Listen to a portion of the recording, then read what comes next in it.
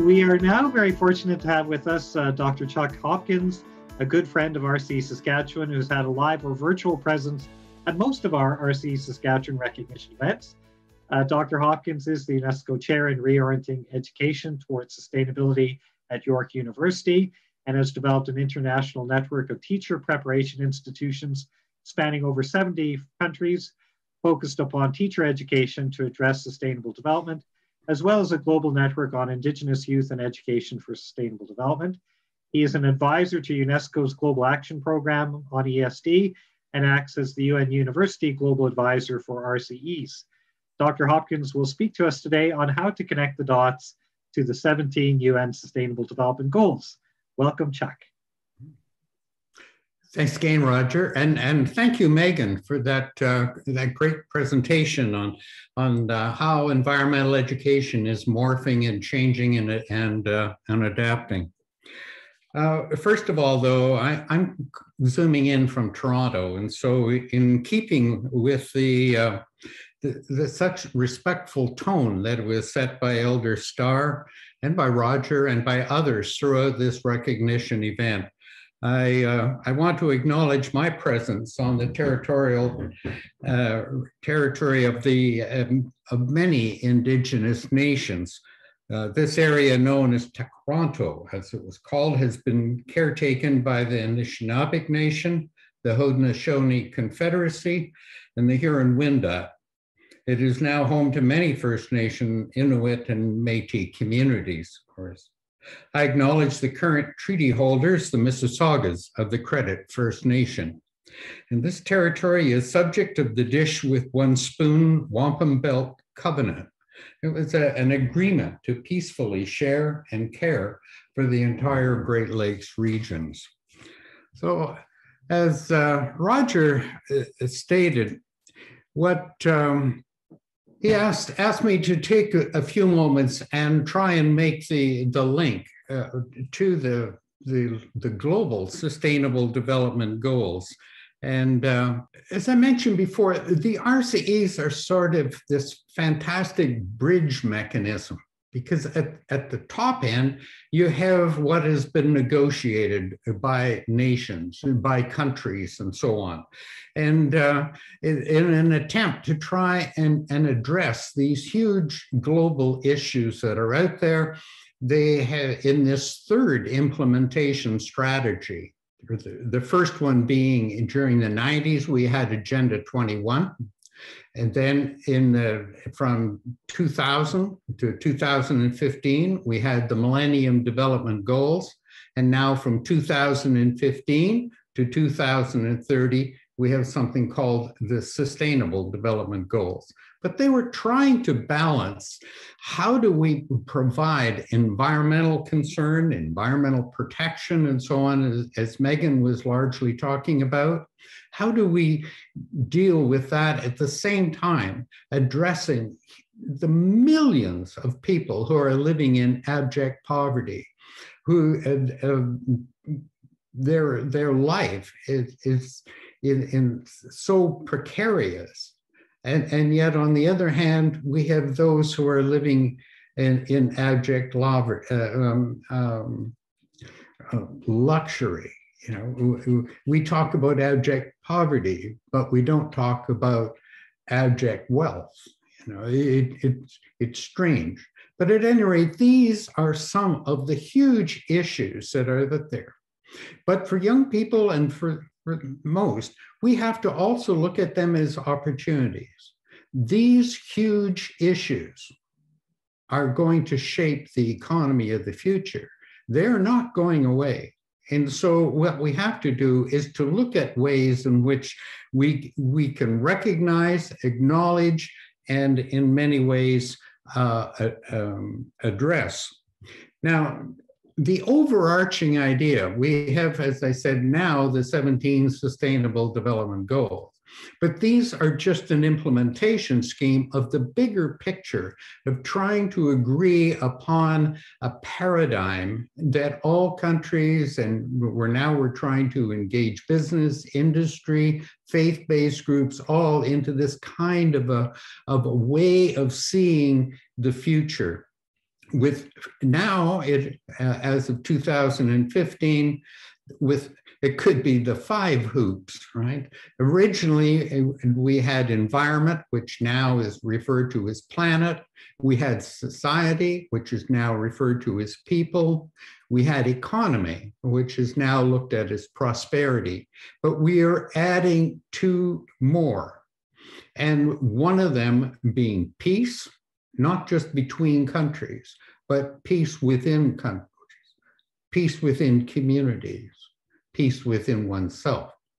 And the really important one that applies to those of us in RCEs, that is the idea of partnership, of coming together, of forming community, so on. Now, I love the idea of the idea of learning from tradition, learning from the past, and recognize traditional ecological knowledge. And it continually comes up a bit in UN talk, but it still is nowhere near the recognition that it really deserves. If I move on, then at the global level, you have these 17, which it's important to see our application of those 5, but it's also important not to look at them individually. Think of a patchwork quilt. One patch is not going to help that much. What we really need is to look at them in an integrated approach. How do we bring them together?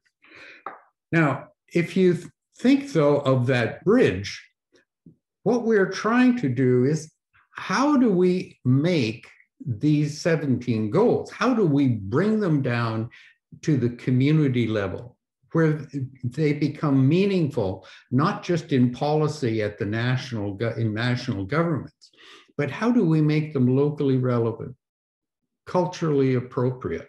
Okay? How do we have people conceptualize what are the issues, and how do we put these things in perspective? And so that was the idea behind, in 2002, 2003, when we started thinking about how could we localize, and what would be the role of education, public understanding, public awareness and understanding, and training programs. How could education in its broadest sense, how could this fit in? And so the idea of the RCEs was born. We started with 7 around the entire world. Now, as Kim Smith pointed out, yes, we're now up to 117. And next year, we'll probably add 5 or 6 more. Roger, by the way, is the advisor to all the RCEs in the Americas. And RCE Saskatchewan is very, very influential, not only within the Americas, but globally, and with direct access into Tokyo. So what we are doing, though, is we are creating not only the RCE and as an individual, but what we are trying to do is to learn how we can be effective and share our learnings with others. And I was serious when I said the idea of the events at recognition program that you hold, that influenced Tokyo to having global recognition events, so on. Okay. Now, when you in Saskatchewan, your RCE has chosen these as sort of your version of the 17 Sustainable Development Goals. Not that you're going to ignore the 17 goals, but you're trying to bring them down into scale, bring them into scope, into meaningfulness, and so on, and in order to try and move forward. Now, the thing that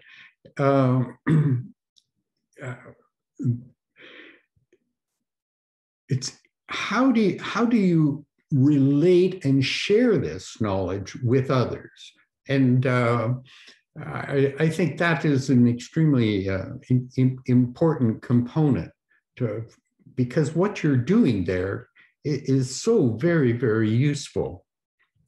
Let me sort of almost close with, I think, 3 steps that we are learning with any particular issue.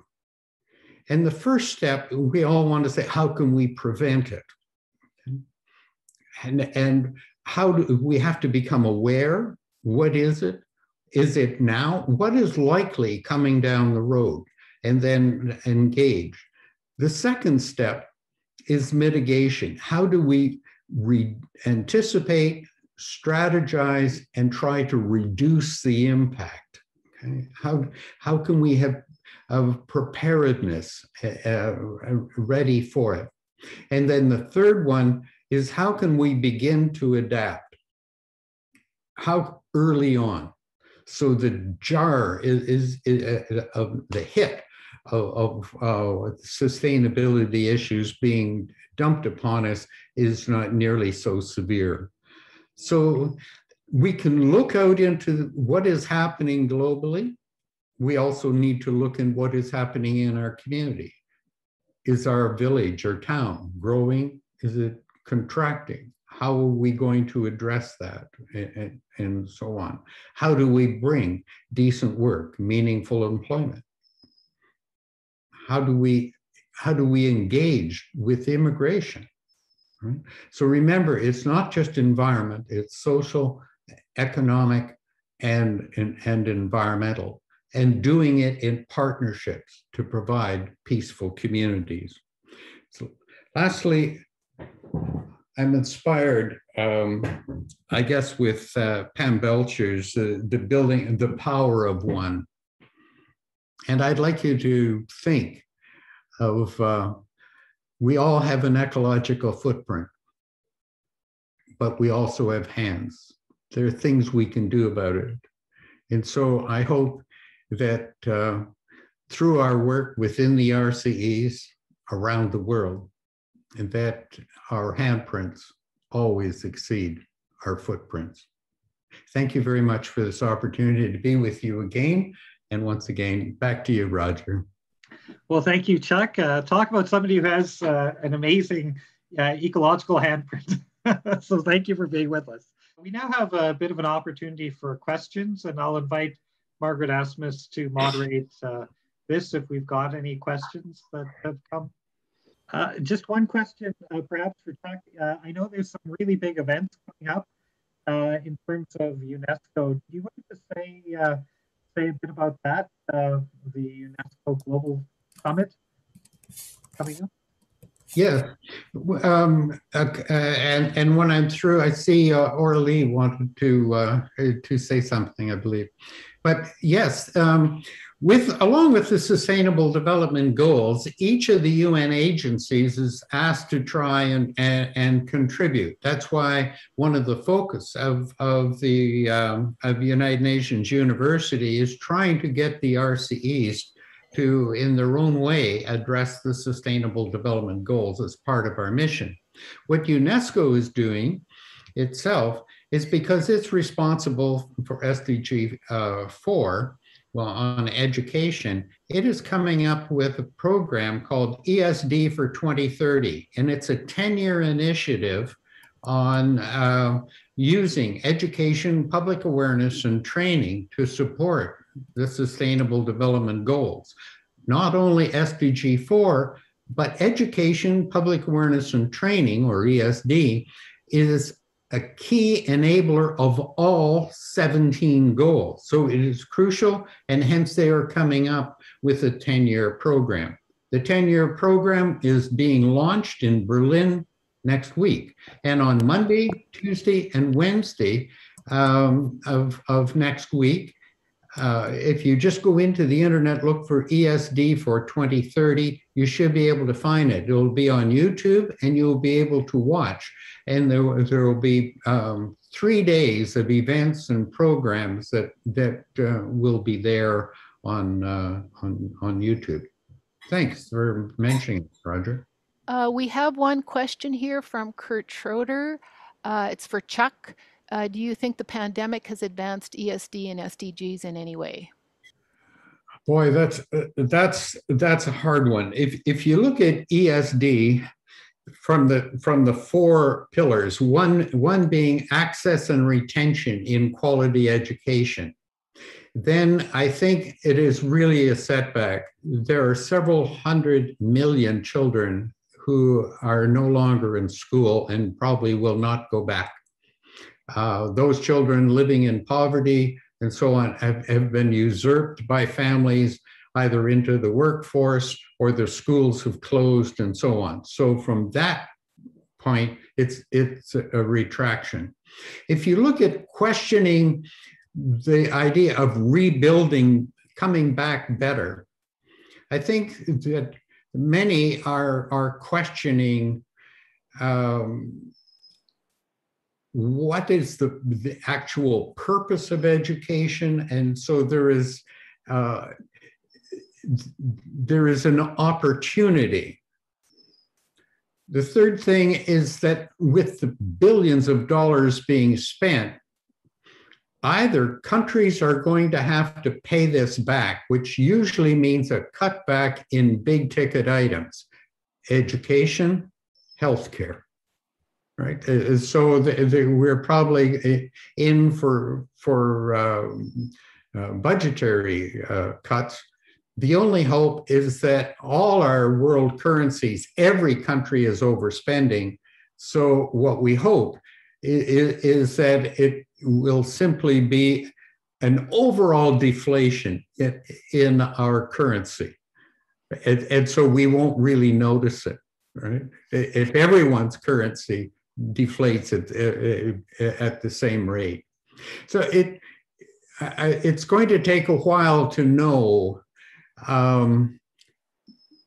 We do see I'll say one last thing. We do see education in a different light simply from the babysitting fact. We suddenly see the importance of education to the economy in the way of school closures and so on. There is that opportunity also. What we've learned that while online isn't very good, what we can do is work with online, perhaps from a UNESCO perspective, which I try to have, is that there's a way of now delivering really high quality education from more developed countries into those countries where teachers don't even have any certification. The other thing, though, with the online is this now is an opportunity for us to learn traditional wisdom and so on. And because the second pillar of education for sustainable development is reorienting our existing education systems from a goal of development to a goal of sustainable development. And so we have to rethink the purpose of education and what we are doing and so on. And this may be a way of opening it up for the two-eyed seeing and some other ways of making our education more effective.